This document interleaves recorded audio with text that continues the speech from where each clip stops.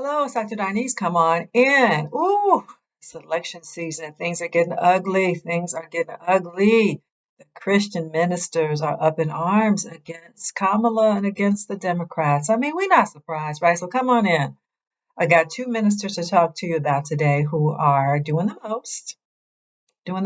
But what they forgot to do was to read that good Bible and see what Jesus said about some of these things. So, okay, what am I talking about? And some of this I got from my good play cousin Roland Martin over on his channel. If you don't know, my last name is Martin, and so he is my play cousin. And back in the day when I was in LA, we used to be in the same circles. But that's another story. Anyway, so Donnie Swagger, do y'all remember televangelist Jimmy Swagger? Back in the day, had his own scandal, right, for adultery and cheating on his wife with multiple prostitutes. You remember Jimmy Swaggart, right? His career, like in ministry, crashed and burned. Well, his son, Donnie Swaggart, who I guess he's probably 50 or so years now, years old, maybe 60, I don't know. But he got nerve to chastise the black church. You can look this up. Donnie Swaggart is chastising the black church for supporting the Democrats.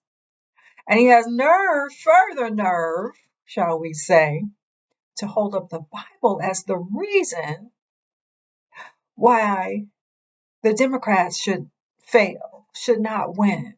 Okay, what? Let's back all the way up. Donnie Swagger, your own father, who's sitting in the front row. If you watch the clip, look up the clip. His own father, Jimmy Swaggart, is sitting there in the front row, having had a great scandal of his own back in the day. Look that up. He is then, as a white preacher, stepping in to tell black people, black ministers, the whole black church, what we bet not do. Yes, this white man, Donnie Swaggart, stood himself up in his congregation to say what black people bet not do, what the black church bet not do, and that the black church is wrong for supporting the Democrats. Now, before we even get into the whole morality piece, just the audacity of any white preacher to think that he has the authority to tell black Christians what they can and can't do, to tell the black church, the entire black church, what they can or can't do. The hypocrisy, the entitlement, the white supremacy, the master of his plantation mentality that he is exhibiting. How, Donnie Swaggart? But this is the thing about white privilege. It never recognizes itself. So he gets to stand up and say whatever he wants to because he just has that kind of authority. He could be a mediocre white man and say whatever you want to say. Okay. So of course there's been some pushback and there's been some ministers responding to Donnie Swagger because again, how dare you stand up and say anything to us about what we do over here, right? So that's Donnie Swagger calling out the black church. Now I've done, many teachings and videos about the black church and what we could do better, what they ought to do better, whatever, how they've fallen, all that. But that's internal conversation, internal critique. But you can't be a white man coming over here telling us what we better not do. That's just not going to work from job. But then he pulled out the Bible to say that the Democrats were for. I'm trying to find a YouTube friendly word for it, but let's just say for a woman's right to choose what happens to her own body. Okay, so he reached into the Bible to say, well, you can't be in support of that, right? Again, his own father sitting over there who has been guilty of adultery and, whoremongering. Hypocrisy, I can't make this up. In addition, the other party, the Republican Party, are guilty of so many things in that book that we don't even have to. I mean, just take out the Ten Commandments and see which one they haven't publicly been caught doing. So Donnie Swaggart doesn't have a leg to stand on. The whole GOP Republican Party, they don't have a leg to stand on in terms of what's moral or, what's Christian behavior versus what's not Christian behavior, because they support a leader who has done everything in his power to break every commandment. Boldly, brazenly, he is unrepentant. He will not apologize for a thing. Right? When he was asked if he prayed and asked forgiveness from Jesus, his response was, well, I would if I needed to. Okay. All right. So secondly, so that's Donnie Swaggart. And I should say too, it's so reminiscent of Paul White. Now, I did a video, this has been a couple years ago. This was, 2016. And Paula White, remember Paula White? She was the televangelist who was Trump's spiritual advisor at the time. You remember how Paula White stepped into it as a white Christian minister trying to tell Black people what to do? Remember, y'all? I'm gonna link the video that I made on Paula White. I'm gonna link that for you. Because remember, she called on the angels from Africa. Do you remember that Paula White called upon the angels from Africa and South America to fly here and help Trump get reelected? So here we are. Back, Donnie Swaggart, Kenneth Copeland, the same thing. White ministers telling Black people, you better not do this. I'm sorry, do I answer to? Do they have any authority? But see, what they're telling us is they perceive that they still have authority over us, and we should listen to them more than the Black church leadership that we have. That is okay. Beyond the pale. Beyond the pale. Beyond. Okay. Secondly, I want to talk about Bishop Clarence McClendon. This is just more recent. And this is, he was calling out support for Kamala Harris. He's calling out that Kamala Harris was, I guess, in some ways diminishing what he thought was diminishing Christians.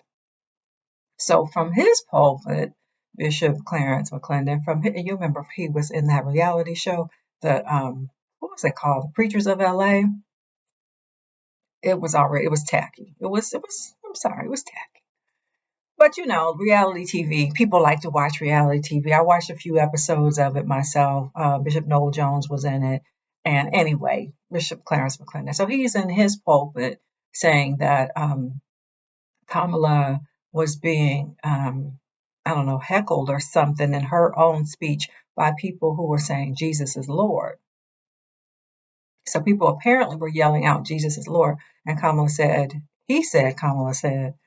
you're at the wrong rally. And he played the tape. And I said, no, that's not what I heard the person say. But let's just say, for example, that he's correct. Right? So if you're at a rally, a political rally, and you feel the need to yell out Jesus is Lord, then you should expect somebody to chastise you. Why are you at a political rally yelling that out? But again, people do what they want to do. But here's Bishop McClendon as a Christian minister saying that people should not vote for Vice President Harris because she's somehow anti-Christian. Never mind the fact she is Christian. But here he comes again with the Bible, right? And to talk about what it is to be a Christian and what it is, Christianity is about. And in no way does he critique Trump for any of his unchristian behavior. Y'all, the hypocrisy is so great. The times in which we're living now, where the hypocrisy is so great from the Republican Party, I'm just going to say it.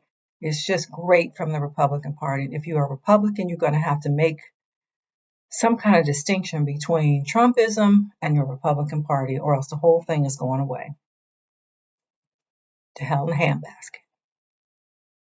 He has completely taken over the party. So if no one saves the party, then the party doesn't exist aside from him.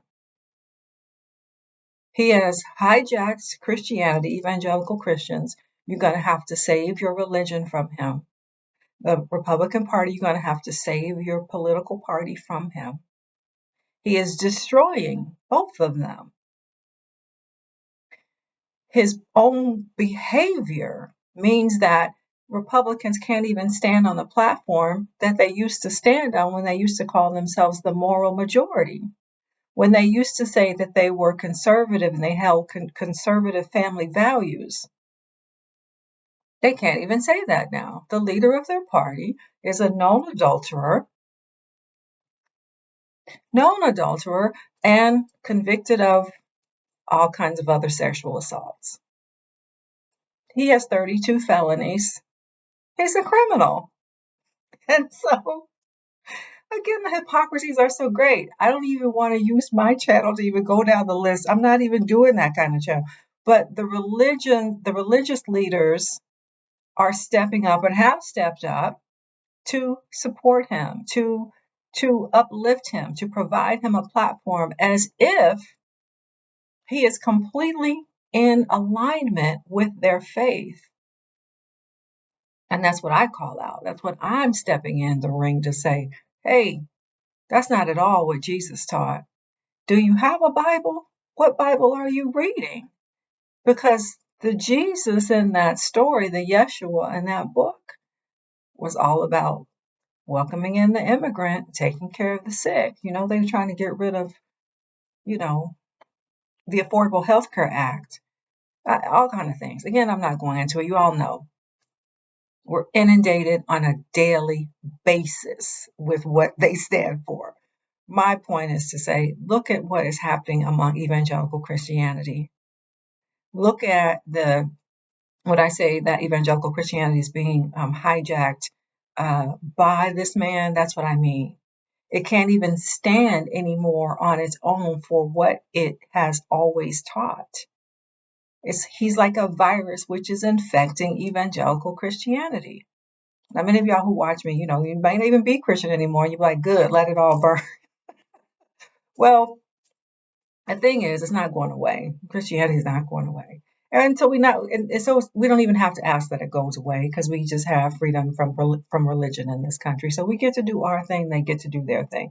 But obviously, their thing is dominant in Western civilization. It's dominant in this country. So we're always going to be looking at it and influenced by it. And so, putting my religion scholar hat on, I am definitely going to critique those ministers, those religious leaders who stand up boldly to be hypocrites.